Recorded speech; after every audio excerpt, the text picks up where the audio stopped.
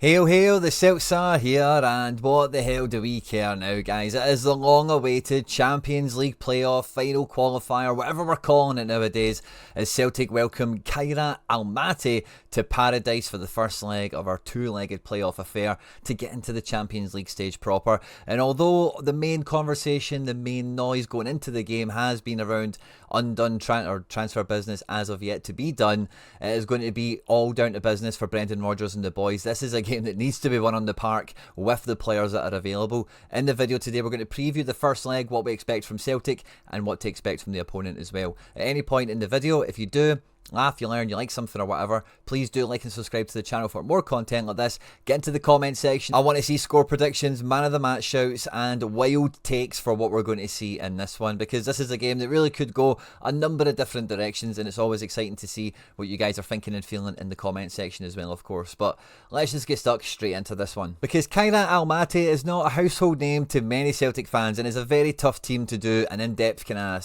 scouting report on. The Kazakhstani league is just not that well regarded in European and world football, so a lot of the main statistic vendors or whatever they're called don't really cover the league to the same sort of level where you can jump on all the apps on your phone or go on the usual kind of websites and get an idea on key players and how they actually do or whatever. So you're really at the mercy of local experts and all that kind of thing as well. But one thing I always like to do when we're previewing these types of teams here on the channel is look at the tail of the tape. You know, what games have they played in so far that we can use as a reference point, and any lessons that we can take out of that. Now, they've said themselves already, they are coming to Celtic Park to get a draw. That is their number one objective, is to leave paradise with the game still in the balance in the second leg. And it looks like, if you look at the very first game where this qual started for them this year, they were away to the Slovenian side, Ljubljana. They played the same starting 11 that we've basically seen in every match in the campaign for them so far, and this is a match that they finished drawing one each, okay, but only had one shot on target, had 35% possession,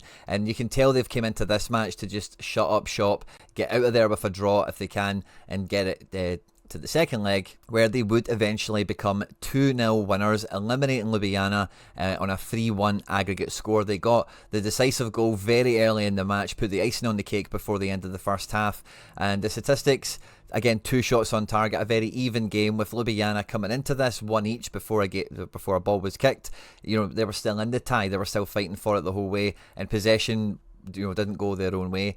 Now, Kazakhstani football is on quite a low order when it comes to the world kind of food chain or whatever.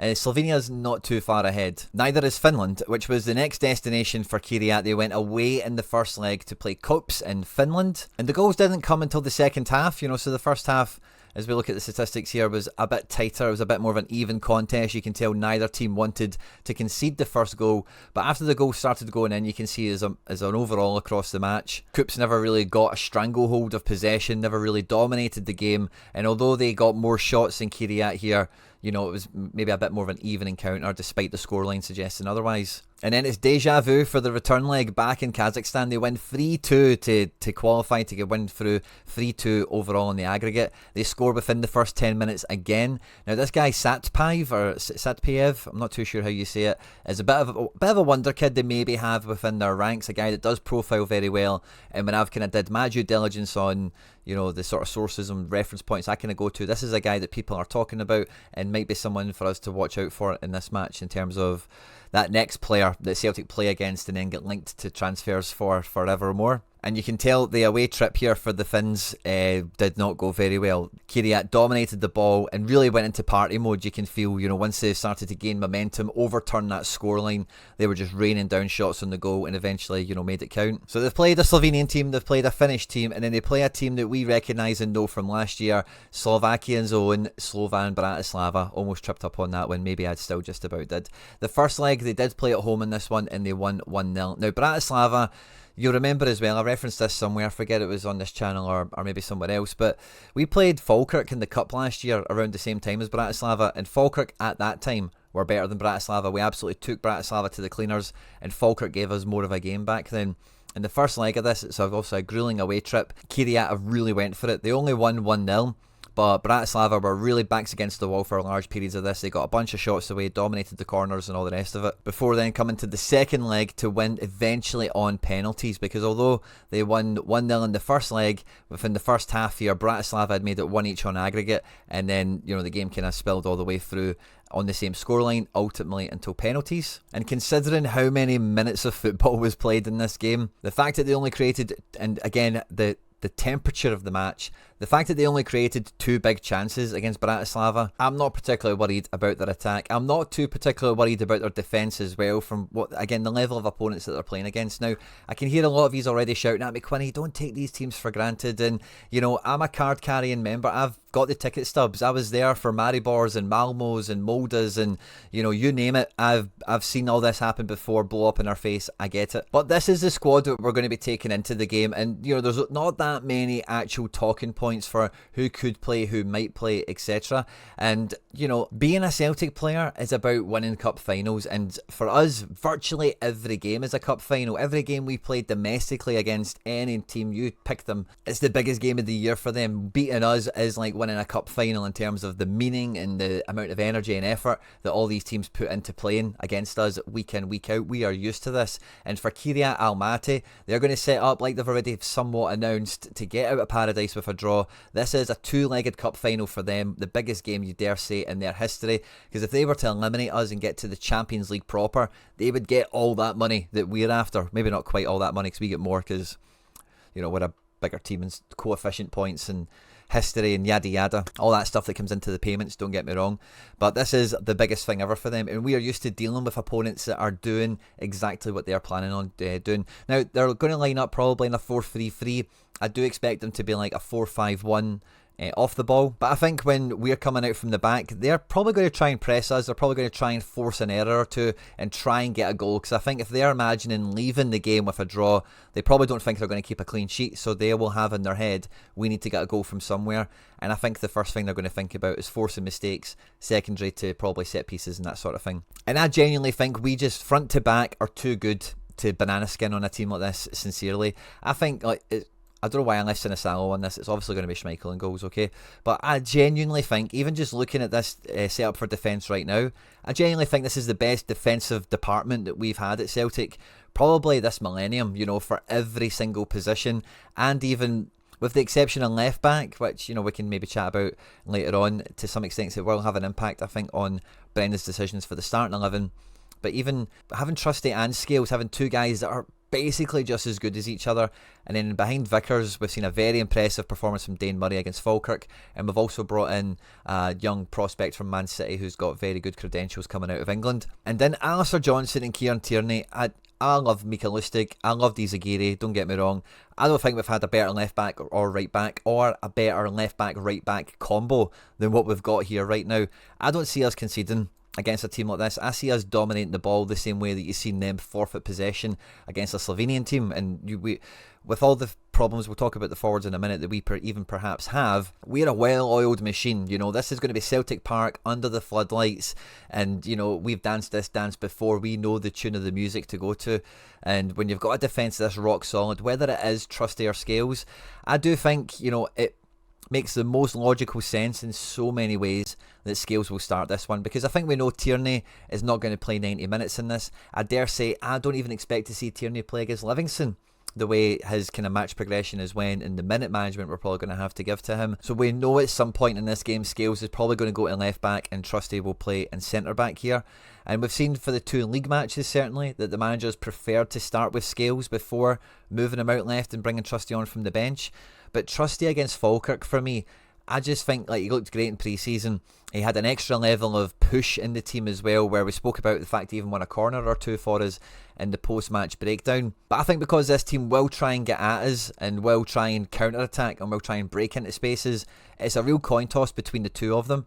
But the fact that Scales did come off the bench to play left back against Falkirk, I think that is going to be something we see repeat against Kairat. Now, like I say, there's every reason to suspect it probably is going to be Scales that starts this, and then Trusty comes off the bench to do that move that we spoke about already.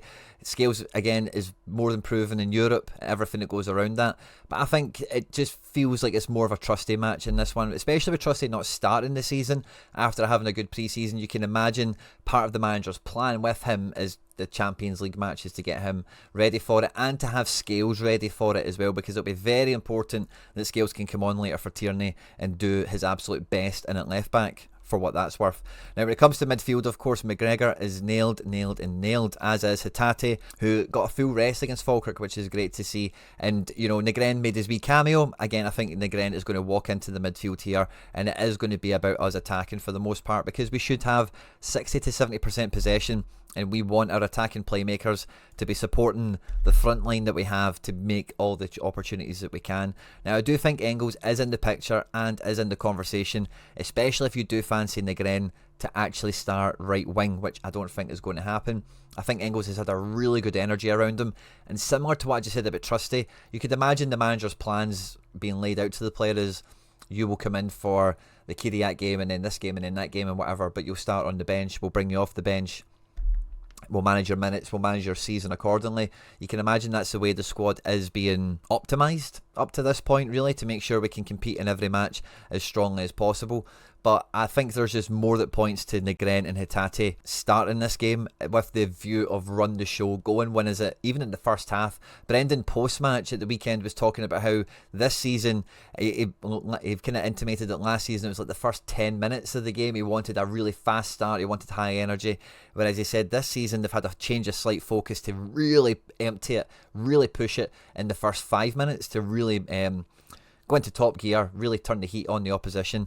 And I think Negren and Hatate are a big reason for his development in that way and his desire to move the team in that way. Now, I think Forrest is going to start over Yang, because Forrest, again, I've got the ticket stubs. James Forrest has got the match appearances and the goals to show. He's been there, seen it, done it. He knows what happens in these types of fixtures, in these types of situations. And for 60, 70 minutes, until Yang probably comes on, Forrest is the starting right winger for this game.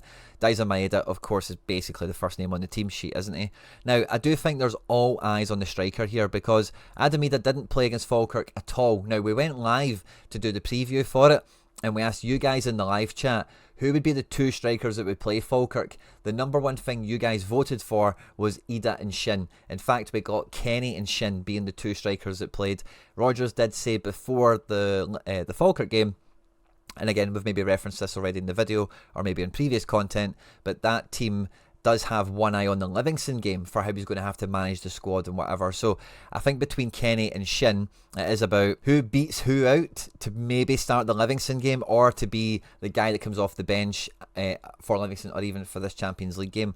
But I think there's no two ways about it that Adam Idah is the starting striker in this one. And for me, this is where Adam Idah needs to, you know, I don't want to say put his money where his mouth is, because that's not really the right expression, but, you know, money aside, transfer fees aside, last season, the loan spell, Norwich, blah, blah, blah, all this stuff around Adam Idah to one side, starting number 9 for Celtic, Champions League qualifier at home against a relative minnow by all metrics.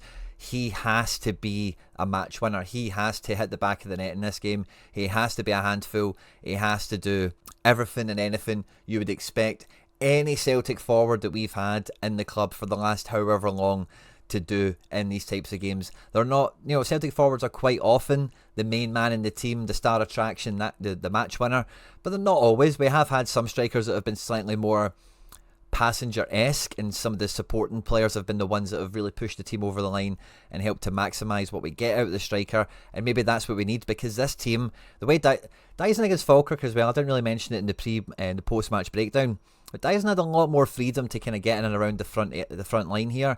Tierney and Alistair Johnson are really coming into their own, and with the way Negren can triple up on the wing here, and with how effective we know Hatate can be in these types of zones, either peeling into the pocket or supporting the forward themselves, it feels like we have everything built towards a centre forward, an arrowhead forward, getting chances. And if those chances come, the big man has got to take them. He has got to hit the back of the net. And if he does that, let's see who comes off the bench for Shin or Johnny Kenny. I think it's probably going to be Kenny. I think this might be one of his last opportunities to, you know, cement any work he's done, any development he's done in pre-season in the manager's eyes in terms of the role he can play in this squad before the club maybe then actively does pursue the loan agreement that they could maybe get now that he's got a longer contract. So I do expect it to be Kenny.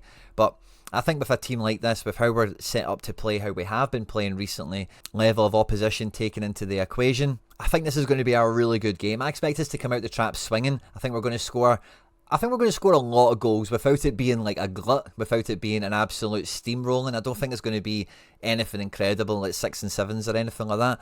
But I could see it being one of these games where on the scoreline it looks really good, like 4-0. But in the match, maybe we score 1 or 2 of them dead early. Maybe only 1 goal in the second half, that sort of thing. And we love to do man of the match shouts here, guys. That might not necessarily like score the most goals or whatever, but who could be like the real difference maker, the guy that grabs the game by the scruff of the neck and makes something happen. For me, Alistair Johnson is my kind of quiet player of the season to this point. I could see him again having another incredible performance, because that game against St Mirren at home in defensive midfield, he was incredible. And in every game, offensively, he has taken his game to a new level. So I wouldn't rule out AJ continuing on form. But I think this is a game that's got Rio Hatate's name written all over it. He is all about the floodlights, and he is all about, match winning, making the headlines, having the highlight reel moments. And I think, Adamida probably gets a goal or two. Dyson probably gets in on the act as well. Negren probably the same. He showed a really good killer instinct in front of goal. But I think Hatate is going to be the one the songs are sung about after this game. So I'm going to go for Celtic 4-0, Hatate to run the show. Let me know your predictions for the match. Go score predictions, man of the match shouts, all that good stuff in the comment section down below. On screen there now some other stuff that we've made that YouTube thinks you might enjoy. If you haven't done so already, please do hit the subscribe button for more content like this. We'll be back on the channel to do the post-match breakdown of this. That video will be out Thursday. On Wednesday, the game of the match, we'll have our transfer window video out between 5 and 6. On Thursday night, we'll be live with McBride Ace to preview the Livingston game, and on Friday, we'll be back for the Celtic weekly catch-up. It's going to be a big week of content here on the channel. I look forward to seeing you for it. If you're going to the game, have a great time. Hail, hail, and moan the hoops.